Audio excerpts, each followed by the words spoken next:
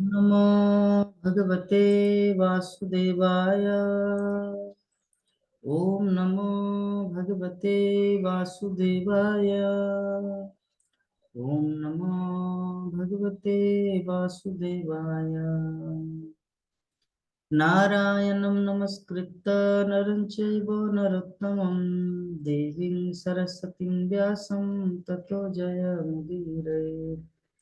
नष्टप्रायेषु अभद्रेषु नित्यं भागवत सेवया भगवती उत्तम श्लोके भक्तिर्भवति नष्टिके। मुखं करोति वाचालं पङ्गुलं ते गिरिं यत्कृपातमं वन्दे श्रीगुरुन् दिनतारिणं परमानन्दमाधवं श्रीचैतन्यम्। हरे कृष्णा। तो आप सभी भक्तों का हार्दिक अभिनंदन और सुस्वागतम हमारे आज के श्रीमद् भागवतम की कक्षा में।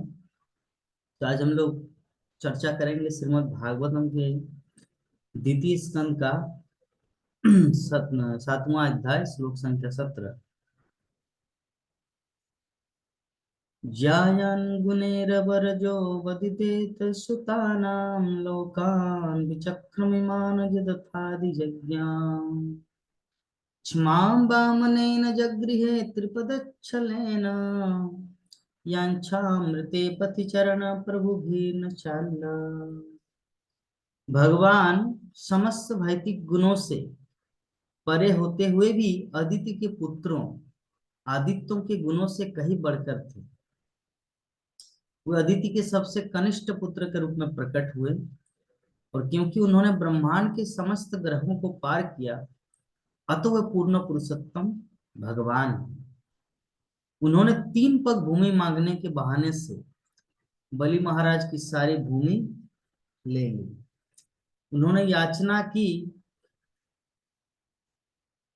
उन्होंने याचना इसलिए की क्योंकि बिना याचना के सन्मार्ग पर चलने वाले से कोई उसकी अधिकृत संपत्ति नहीं ले सकता। तात्पर्य, बलि महाराज तथा उनके द्वारा वामन देव को दान दिए जाने की कथा श्रीमद् भागवत के अष्टम स्कंद में वर्णित है। बलि महाराज ने अपने बल से ब्रह्मांड के समस्त लोकों को जीत लिया था। कोई भी राजा अपने पराक्रम से अन्य राजाओं को जीत सकता है और ऐसा आधिपत्य अधिकृत समझा जाता है। अतः बलि महाराज के पास ब्रह्मांड की सारी भूमि आ गई और वे ब्राह्मणों को उदार पूर्वक दान देने लगे। फलतः भगवान ने ब्राह्मण भिक्षुक का वेश धारण किया और बलि महाराज से 3 पग भूमि मांगी। भगवान तो सभी वस्तुओं के स्वामी हैं, अतः वे चाहते तो बलि महाराज की सारी भूमि ले सकते थे, किंतु उन्होंने ऐसा नहीं किया क्योंकि बलि ने यह सारी भूमि राजा के अधिकारों के अनुसार प्राप्त किया था। जब भगवान ने बलि महाराज से इतना तुच्छ दान मांगा तो बलि ने गुरु शुक्राचार्य ने इस प्रस्ताव का विरोध किया, क्योंकि उन्हें पता था कि भिक्षुक के रूप में वामन देव साक्षात भगवान विष्णु हैं। जब बलि महाराज को पता चला कि भिक्षुक विष्णु ही है तो उन्होंने अपने गुरु की आज्ञा की परवाह न करते हुए मांगी हुई भूमि तुरंत ही दान में देना स्वीकार कर लिया। इस समझौते के अनुसार भगवान वामन ने ब्रह्मांड की सारी भूमि पहले 2 पगों में ही नाप ली और बलि महाराज से अपना तीसरा पग रखने के लिए भूमि मांगी। बलि महाराज ने अपने मस्तक पर उसका तीसरा पग रखे जाने से प्रसन्नता व्यक्त की। इस प्रकार अपने पास जो कुछ था उसे बलि महाराज ने खोया नहीं, वरन भगवान से आशीर्वाद प्राप्त किया कि वो उसका नित्य साथी और द्वारपाल बनकर उसके साथ रहे। अतः भगवान के लिए सर्वस्व अर्पित करके मनुष्य कुछ भी खोता नहीं, वरन सब कुछ प्राप्त करता है, जिसकी अन्यथा उसे कोई आशा नहीं रहती। तो यहाँ पे हम लोग देख पा रहे हैं कि अगर भगवान श्री कृष्ण के चरणों में अगर हम लोग थोड़ा बहुत कुछ भी अगर अर्पण करते हैं तो व्यर्थ नहीं जाता। यहाँ पे श्रील प्रभुपाद एक बहुत ही पॉइंट आउट किए हमारे समक्ष कि भगवान इतने ईमानदार है और नियमों को पालन करने में इतने दृढ़ है कि भगवान समस्त जगत के मालिक है। इस पृथ्वी लोक की तो बात ही क्या, अनंत कोटि विश्व ब्रह्मांड के मालिक है। भोक्तारम जगत तपसांग सर्वलोक महेश्वरम। फिर भी बलि महाराज के सामने आकर उनको बिना कुछ बोले ही ऐसे ही हड़प नहीं लिया, बल्कि उन्होंने तरीका अपनाया, जो नियम है कि वो राजा है और राजा होने के नाते उन्होंने बाकी सभी राजाओं को परास्त करके पूरे पृथ्वी का राजा बना। तो अगर भगवान तुरंत जाके बोले बलि दे दो मुझे, तुमको मैं यहां से पद से हटा देता हूं, ऐसे नहीं किया भगवान। भिक्षुक की भांति दान में डोनेशन चाह। भगवान ने नियम उल्लंघन नहीं किया। क्यों? क्योंकि बलि महाराज एक राजा की आधिपत्य से ये पूरा राज्य को जीता है, पूरे पृथ्वी को अधीन किया है। उसको लॉटरी में नहीं मिला, उन्होंने अपने जीवन में संघर्ष किया, तब उनको ये इतना बड़ा राज्य मिला। तो भगवान श्री कृष्ण ने क्या किया? सांप भी मरे लाठी भी न टूटे, मतलब अपना नियम जो है वो उल्लंघन नहीं किया। तो वो राजा है तो राजा के सामने एक भिक्षुक की भांति डोनेशन चाहना चाहिए, चाहे भगवान ही क्यों ना। राजा का सम्मान राजा जैसा ही होना चाहिए। तो भगवान श्री कृष्ण ने वो भी नियम को पालन किया कि एक राजा के सामने जबरदस्ती नहीं, बल्कि उनसे भिक्षा मांगना चाहिए। और यद्यपि वामन देव कोई साधारण व्यक्तित्व नहीं, वो साक्षात भगवान है, तो ये भी प्रूव कर दिया कि भले ही तुम राजा हो लेकिन मैं भगवान हूं, अनंत कोटि विश्व ब्रह्मांड का मालिक हूं। इसीलिए मैं तो 2 पांव में ही पूरा आपका समस्त धरती पाताल को नाप लिया। तो अभी तीसरा पग कहाँ रखूं? क्योंकि 3 पग भूमि मांगे थे, 2 पग में तो पूरी तरह से मतलब कैलकुलेशन खत्म हो गया। अभी तीसरा पग कहाँ रखे? तो बलि महाराज ने अपना सर्वस्व भगवान श्री कृष्ण के चरणों में, वामन देव के चरणों में अर्पण कर दिया। जिसका परिणाम क्या हुआ? जिसका परिणाम हुआ कि भगवान चिर चिरस्थायी परमानेंटली उनका द्वारपाल बन गए, उपेंद्र। तो ये होता है भगवान की महिमा। हम लोग अगर श्री कृष्ण के चरणों में थोड़ा भी कुछ अर्पण करते हैं, भगवान कितना हम लोगों को देंगे वो कल्पना भी नहीं किया जा सकता। इसलिए कभी भी फल की आशा से भगवान की भक्ति नहीं करना चाहिए। हम लोग इतिहास में ये भी देखते हैं, जब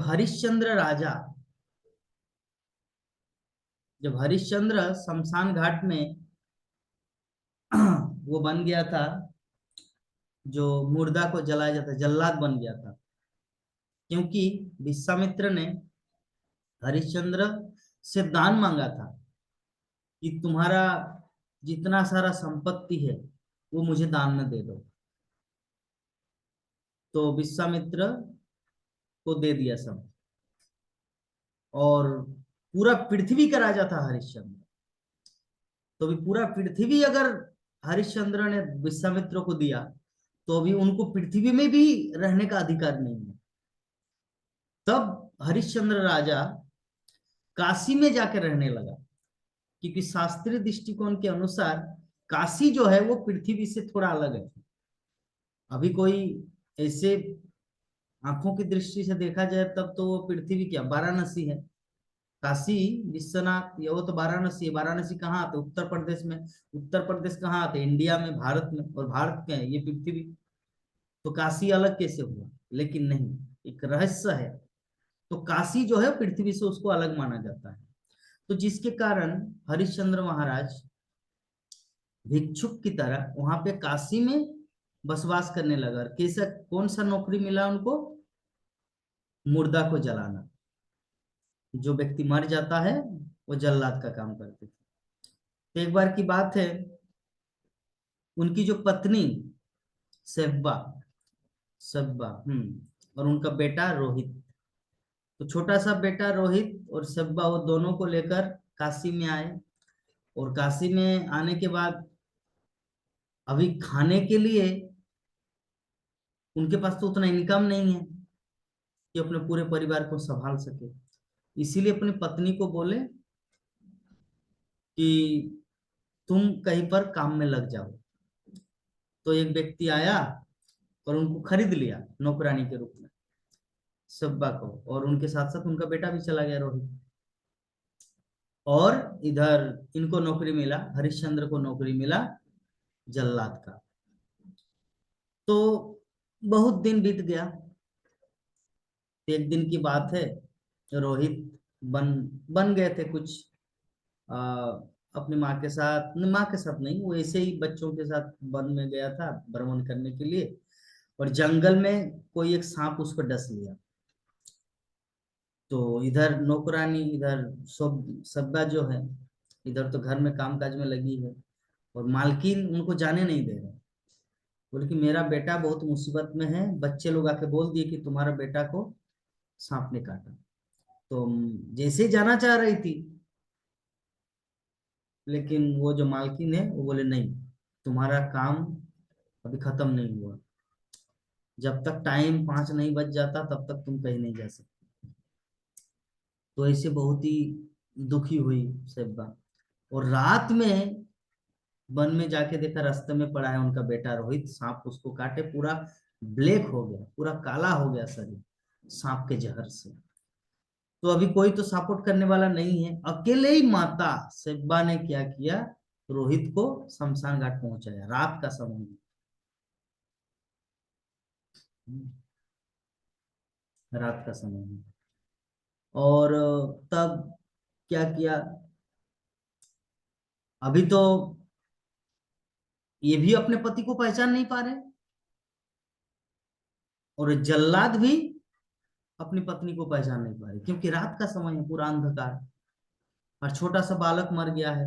अभी हरिश्चंद्र जो है उनको बोला, देखिए मेरे पास कोई पैसा कौड़ी नहीं है, मेरा बेटा मर गया है, इसको जो अंतिम क्रिया है उसको करने की आप कृपा कीजिए। तो हरिश्चंद्र बोलो, देखिए मैं तो यहाँ का नौकर हूँ, मैं तो अपने मनमाने ढंग से कुछ काम कर नहीं सकता। यहाँ का नियम है, पैसा देना पड़ता है तभी आगे कुछ कार्रवाई होगा। तो सेब्बा बोले, देखिए मेरे पास तो कुछ है नहीं, आप कृपा करके मतलब ये काम कर दीजिए। तो जो भी है ऐसे वो मान लिया बात को। और कहीं से मतलब और एक, इसमें और एक घटना घटा था साथ में। वो घटना इस प्रकार है कि जल्लाद को बोला गया कि वो जो सेब्बा है उसको बलि देना है। बलि क्यों देना है, उनको मारना है, उनको काट देना है। क्यों? क्योंकि उन्होंने जघन्य अपराध किया है, मालिक और मालकिन को छोड़कर वो रात में भाग गए। अभी कोई किसी को पता नहीं चला कि कौन पति है कौन पत्नी है। लेकिन बाद में जैसे सवेरा हुआ, सुबह हुआ, तो देखा कि उनका मरा हुआ बेटा रोहित और उनकी पत्नी सेब्बा, उनको बलि देना है सुबह। कौन कॉम्प्लेन किया था? वो जिसके घर में नौकरानी, मतलब जिस मालकिन और मालिक जो खरीदा था सेब्बा माता को, वो आके कॉम्प्लेन किया कि इनको बलि देना है। एक्चुअली वो कौन है अभी पता चलेगा।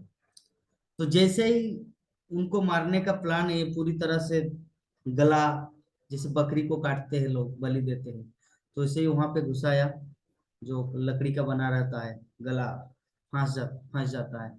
और जैसे मतलब उनको बलि देने ही वाले थे, जैसे ही बलि दिया वो तलवार फूल बन गया, और फूल बन के सेब्बा के गले में। तो वो आश्चर्य फील किया। तो वो जो मालिक और मालकिन वो कोई दूसरा नहीं था, वो साक्षात महादेव और पार्वती थी, शिव पार्वती दोनों। तो शिव पार्वती बहुत ही प्रसन्न हुए, बोले कि हरिश्चंद्र मैं अति प्रसन्न हूं, बहुत प्रसन्न हूं आपके पास। विश्वामित्र भी बोला और शिव पार्वती भी, कि आप अपने धर्म के खिलाफ नहीं किया, क्योंकि मालिक का जो एक नौकर का जो धर्म होता, मालिक की प्रत्येक बात को मानना, तुमने उसे किया, चाहे तुम्हारी अपनी पत्नी क्यों ना हो। एक्चुअली उसमें और भी कुछ घटनाएं हैं, अभी मुझे उतना एग्जैक्ट याद नहीं आ रहा, कि ऐसा भी वो नौकर ने बिना पैसा से रोहित को जलाने का ऐसा कुछ किया था, और मालिक को पता चला, तब मालिक बोले कि तुमको उस स्त्री को मारना है, बलि देना है। तो ऐसे मजबूरी में फंस गया।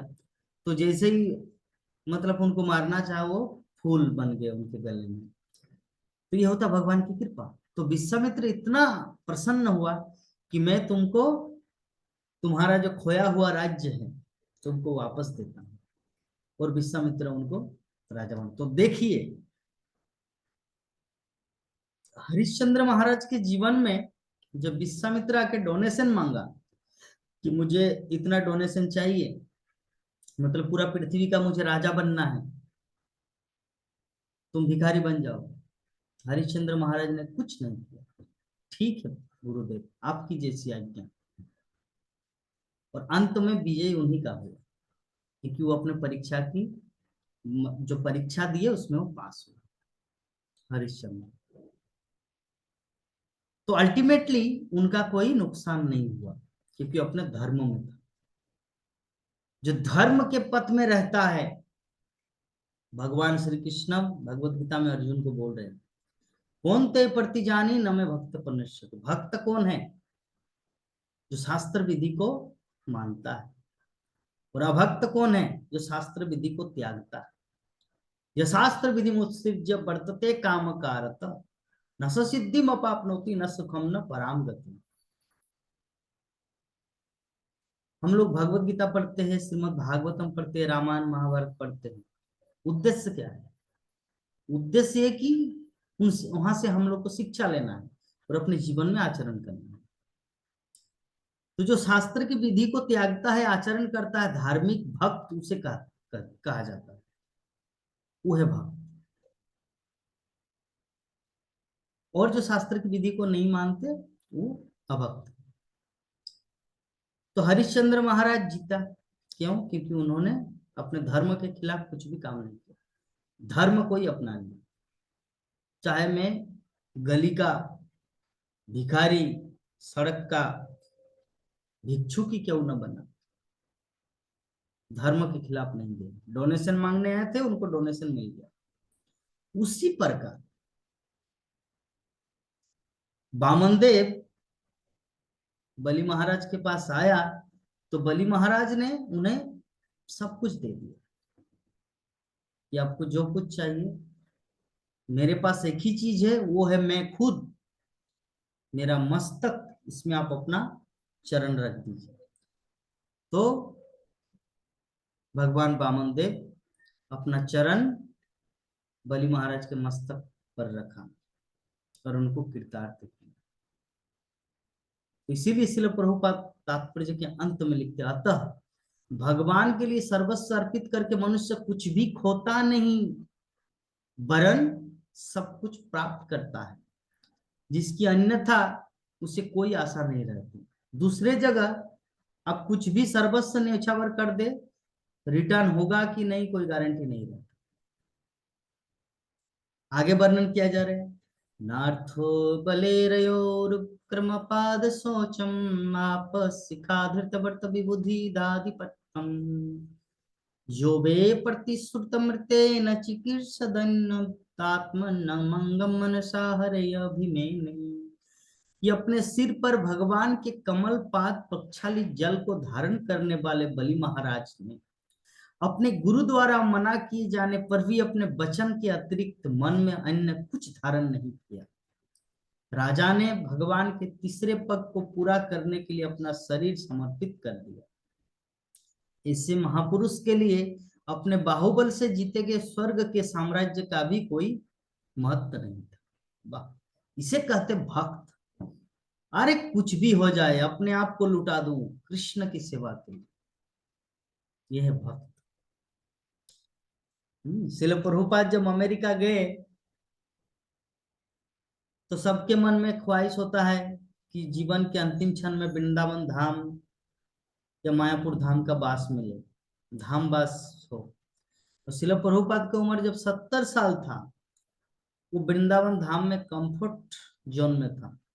बहुत ही अच्छे तरीके से राधा दामोदर मंदिर में अच्छा कमरा मिला था, सुंदर भजन साधन करते थे, खाने का कोई प्रसादम का कोई चिंता नहीं, वृंदावन धाम में भजन कर रहे थे। लेकिन श्रील प्रभुपाद ने इसको तुच्छ माना।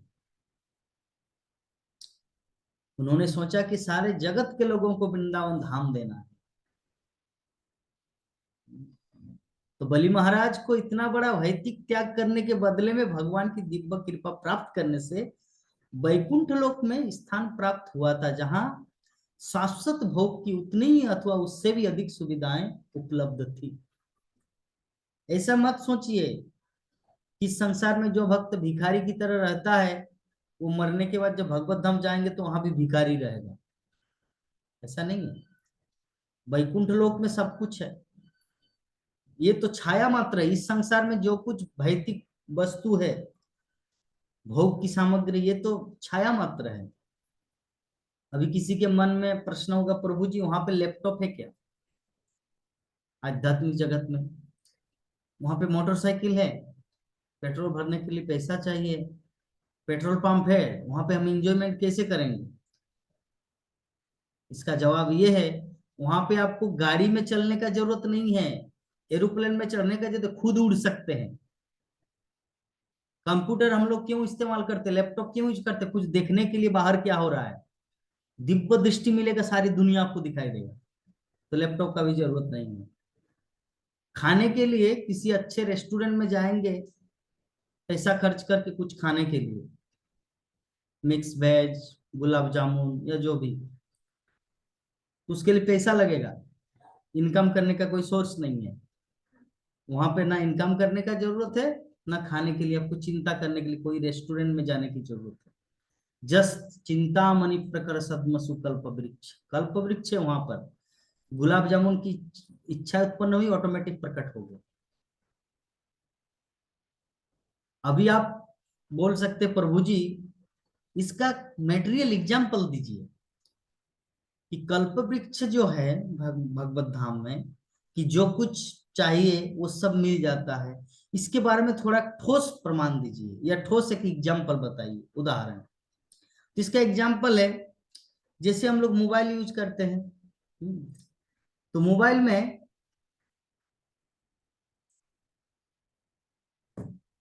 कुछ भी सर्च करेंगे गूगल में, अमेरिका, पूरा अमेरिका का मानचित्र आ जाए।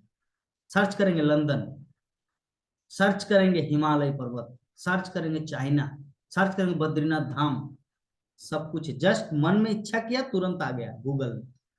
तो जब एक साधारण मोबाइल ये गूगल ये कर सकता है, तो वैकुंठ में क्या नहीं है, कल्प वृक्ष है, जो कुछ चाहेंगे इमीडिएटली प्रस्तुत हो जाएगा। तो ये है भगवत धाम। तो बलि महाराज इतने बुद्धिमान थे, अरे वैदिक ऐश्वर्य क्या है, नथिंग। कृष्ण भक्ति मिला, हरि नाम मिला, श्रीमद् भागवतम मिला, भक्त को इसी में संतुष्ट होना चाहिए। ये बाकी टेम्पोररी चीज तो आएगा और जाएगा, लेकिन हरि नाम हमेशा के लिए रहेगा। इसीलिए भक्त को सदैव हरे कृष्णा कृष्णा कृष्णा हरे हरे, हरे राम राम राम हरे हरे, ये महामंत्र का जप करना चाहिए ऑल टाइम। जितना हम लोग महामंत्र का जप करेंगे, उतना ही हमारा जीवन सुखमय होगा, आनंदमय होगा, और हम लोग दूसरों को भी आनंद प्रदान कर सकते हैं। क्योंकि जो हमारे पास होता है वही हम लोग दूसरों को दे पाते हैं। इसीलिए शास्त्र ग्रंथों का अध्ययन प्रचुर मात्रा में करना चाहिए। ज्यादा से ज्यादा ग्रंथ का अध्ययन करना चाहिए, भगवान की लीला कथा सुनना चाहिए। तो बलि महाराज बाहुबल से जीते गए स्वर्ग के साम्राज्य को त्याग करके उन्होंने कुछ खोया नहीं था। दूसरे शब्दों में, जब भगवान किसी की गाढ़ी कमाई को छीनकर बदले में शाश्वत जीवन के लिए अपने दिव्य भक्ति, आनंद तथा ज्ञान प्रदान करते हैं, तो इसे शुद्ध भक्त पर भगवान की विशेष कृपा समझनी चाहिए। एक दूसरा एग्जांपल देते हैं। मान लीजिए आपके पास 50,000 रुपया का, 10 रुपया का नोट, 5 रुपया का सिक्का, 1 रुपया, 2 रुपये का सिक्का, इस तरह करके आपके पास 50,000 है। और एक व्यवसायिक व्यक्ति आपके पास आया और उनके पास लाखों लाखों नोट है, लेकिन उनको चाहिए सिक्का या चेंज पैसा जो बाहर उनको मिल नहीं रहा है। तो वो आपको आके बोला, आपके पास कितना है? 50,000। 1 करोड़ रुपया का चेक काट दिए या 10 लाख का, तो आप तो यूं ही उसे 50,000 रुपये का सिक्का दे देंगे, ले लो मुझे 50, मतलब 50 लाख का 1 करोड़ का चेक मिल रहा है। तो भगवत धाम इससे भी कहीं बढ़कर है। ये जो चेक और 50,000 का जो एग्जाम्पल दिए, उदाहरण दिए,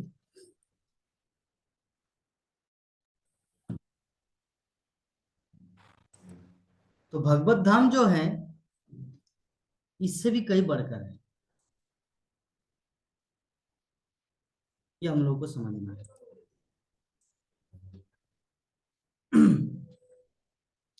तो भौतिक संपत्ति अर्थात मैटेरियल एसेट चाहे कितनी मोहक क्यों न हो, कभी स्थायी नहीं हो सकती। ये चीज हमेशा हम लोग को ध्यान में रखना है। भौतिक संपत्ति जो भी हमारे पास है, अभी करोड़ों रुपया की संपत्ति है, अच्छा घर है, बंगला है, गाड़ी है, नौकर चाकर, जितना कुछ है भौतिक संपत्ति, ये कितना ही अच्छा हो, ये स्थायी नहीं होता। ये चीज हमेशा याद रखना। तो रावण ने वैदिक संपत्ति बहुत अपनाया था।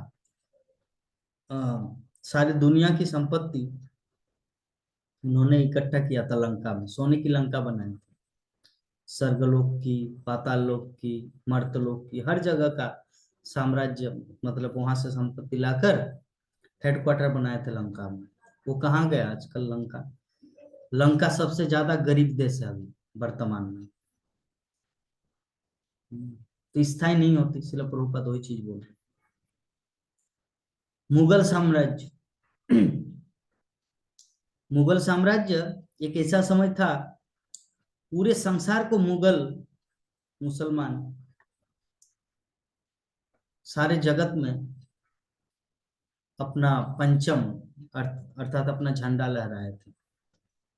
लेकिन नहीं, समय आया, हवा के झोंका, कहा मुगल, अभी नहीं है। ब्रिटिश ब्रिटिश लोग भी बहुत दिन तक राज्य किया था पूरे संसार में, नॉट ओनली भारत, सिर्फ भारत में नहीं, पूरे जगत में। हम्म, और अभी हम लोग देख पा रहे कहाँ ब्रिटिश। तो इस प्रकार हम लोग यहाँ पे देख पा रहे कि भौतिक संपत्ति जो भी है, लोग जो इसके पीछे पागल हो जाते हैं भौतिक संपत्ति को अपनाने के लिए, पाने के लिए, लेकिन अंत में होता क्या है? अंत में क्या होता है? सब मिट्टी में मिल जाता है, सब यही का यही पर रहना पड़ता है। व्यक्ति भी मर जाता है, संपत्ति भी यही छोड़ जाता है। अतः मनुष्य को चाहिए कि स्वेच्छा से इसी संपत्ति का परित्याग कर दे, अन्यथा इस शरीर का त्याग करते समय इस सारी संपत्ति को छोड़ना ही पड़ता है। बुद्धिमान मनुष्य जानता है कि समस्त भौतिक संपत्ति नाशवान है और इसका सर्वोत्तम उपयोग है कि इसे भगवान की सेवा में अर्पित किया जाए, जिससे भगवान प्रसन्न होकर उसे अपने परम धाम में स्थायी निवास दे सके। भगवत गीता के 15 अध्याय के श्लोक संख्या 5 और 6, इसकी व्याख्या किया गया। किसकी? भगवत धाम की।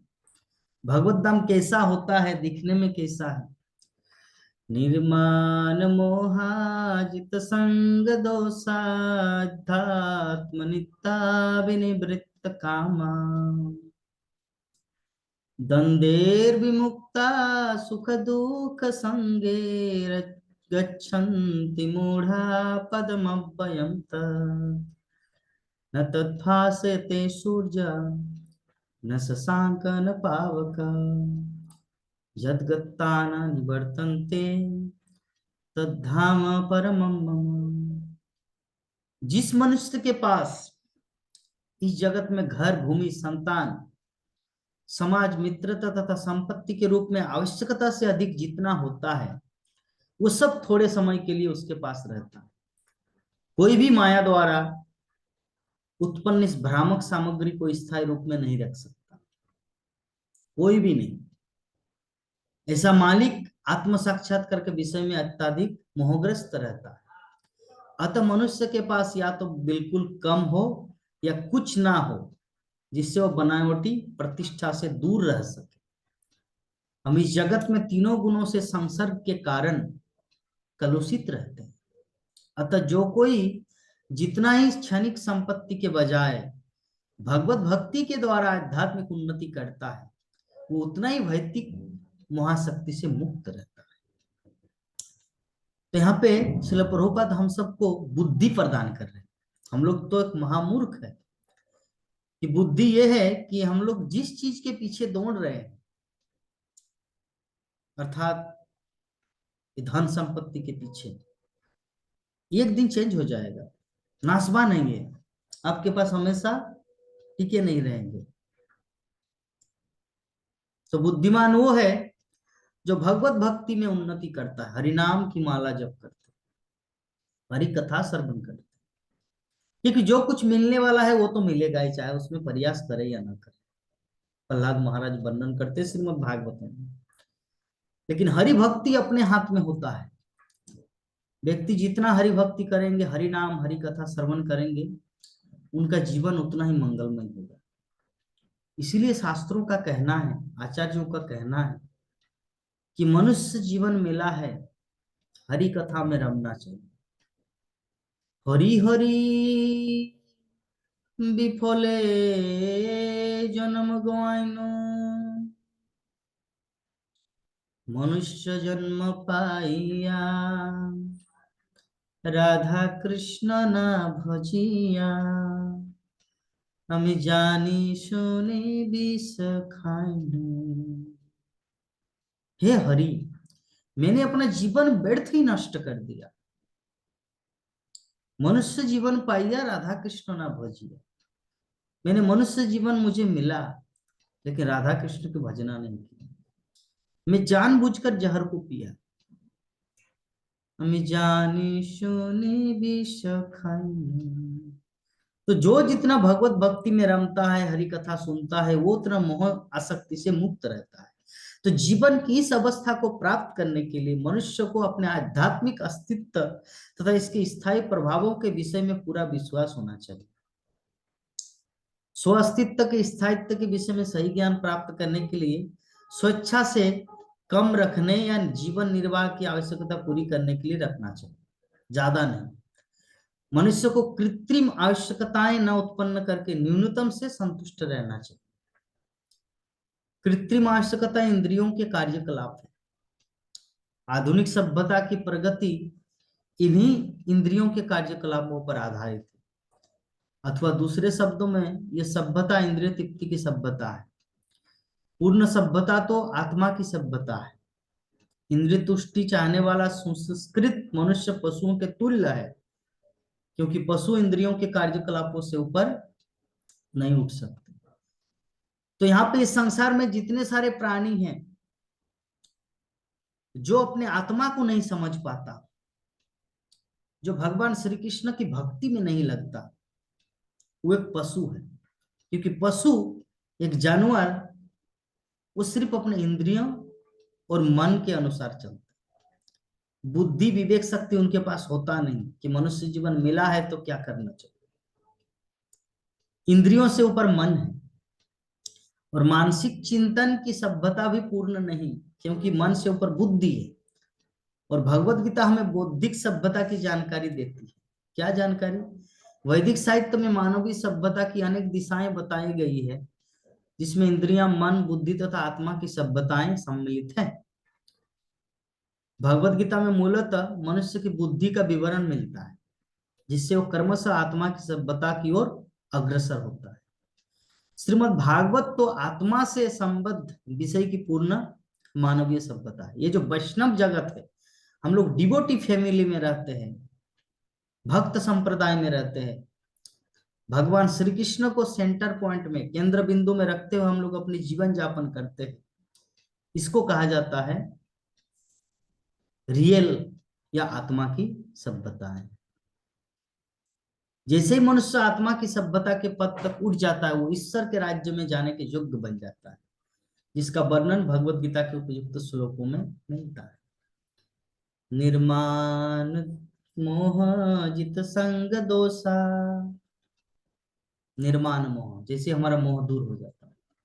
तो ईश्वर के साम्राज्य अर्थात भगवत धाम, इसकी प्रारंभिक जानकारी हमें पता लगता है कि वहां सूर्य, चंद्र, बिजली की आवश्यकता नहीं होती। यहाँ पे हमारे लाइट का जरूरत है, पंखा, ट्यूबलाइट, बल्ब का जरूरत होता है। सूर्य, चंद्र, मोमबत्ती, दिया, दीपक का जरूरत होता है। लेकिन भगवत धाम स्वयं प्रकाशित होता है। दूसरे शब्दों में ये कि जो भी आत्मा की सभ्यता अर्थात भक्ति योग की विधि से उस साम्राज्य तक पहुंचती है या पहुंच जाता है, उसको जीवन की सर्वोच्च सिद्धि प्राप्त हो जाती है। तब मनुष्य आत्मा में स्थायी रूप में स्थित हो जाता है और उसे भगवान की दिव्य प्रेमा भक्ति का पूरा पूरा ज्ञान हो जाता है।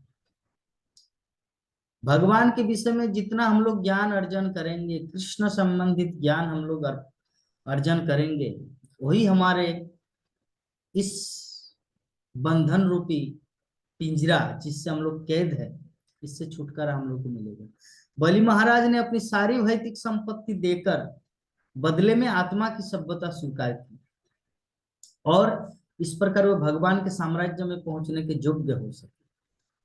स्वर्ग का साम्राज्य जिसे उन्होंने अपने वैदिक संपत्ति के बल से प्राप्त किया था, ईश्वर के साम्राज्य के समक्ष तुच्छ था। जो लोग इंद्रिय तुष्टि के लिए बनी वैदिक सभ्यता के सुख साधनों को प्राप्त कर चुके हैं, उन्हें बलि महाराज के पद चिन्हों का अनुसरण करते हुए भगवत धाम प्राप्त करने का प्रयास करना चाहिए। जिन्होंने अपने अर्जित समस्त वैदिक समृद्धि के बदले में भक्ति योग की विधि को स्वीकार किया, जिसकी संस्तुति भगवत गीता में है और विस्तृत व्याख्या श्रीमद् भागवतम में। तो ये जो श्रील प्रभुपाद इस तात्पर्य में लिखा है कि बलि महाराज की तरफ वर्तमान में हमारे जितने सारे इस्कॉन डिवोटी है, जो बड़े बड़े NIT, IIT, MTech, BTech, MBBS, chartered account, अच्छे अच्छे पढ़ाई लिखाई करते हुए, जब उनको नौकरी हर महीना 5 लाख रुपया नौकरी मिलने वाला, पैसा मिलने वाला है, उसको त्याग करके वो ये भक्ति जीवन को स्वीकार करता है। क्यों?